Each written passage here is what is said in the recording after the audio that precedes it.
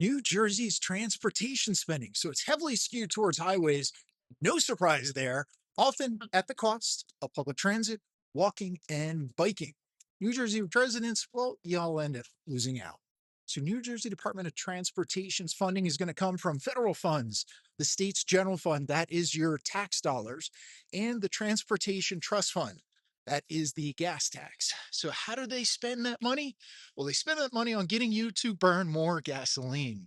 If you look at highway expansions, New Jersey has a history of investing heavily in highway widening. They're trying to do it in Jersey City right now. But do these projects actually solve traffic? Oh, survey says absolutely not. They induce demand, filling up new lanes quickly. There's no benefit. And what's interesting is the proposed expansion in Jersey City may not be needed because congestion pricing just vaporized all of the traffic that used to back up there for like a half hour at a time. Now, the cost effectiveness of highway widening is kind of questionable. These projects are pretty expensive. They only offer temporary relief before traffic congestion returns a year or two later.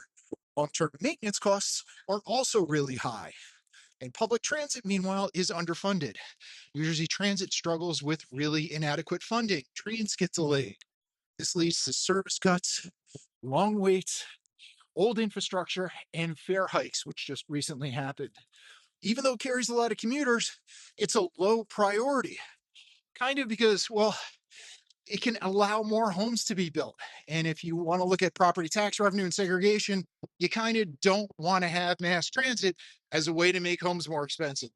So the allocation of funds for spending is pretty imbalanced. Highways are always going to get priority in New Jersey. Public transit, it's going to be an afterthought.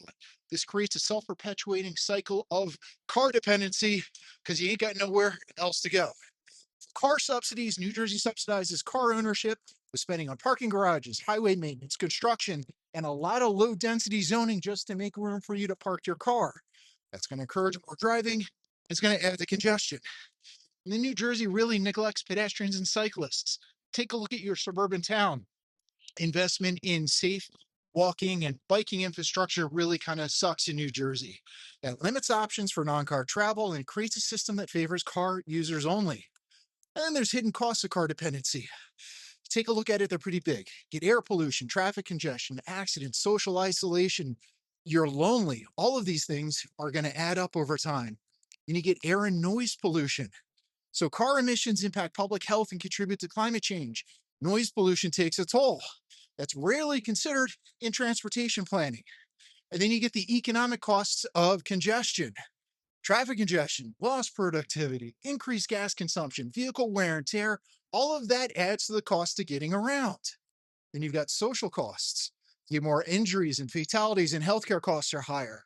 Car dependent lifestyles lead to reduced physical activity. And again, y'all get socially isolated. So the cycle is overspending on highways, leads to car dependency, leads to congestion, leads to pollution, leads to debt, leads to neglect of alternatives. And you can do better. So you can shift how funding goes around and you can expand and improve bus and rail and light rail frequencies so that it's working. You can look at biking and walking in your neighborhoods, which is really kind of nice.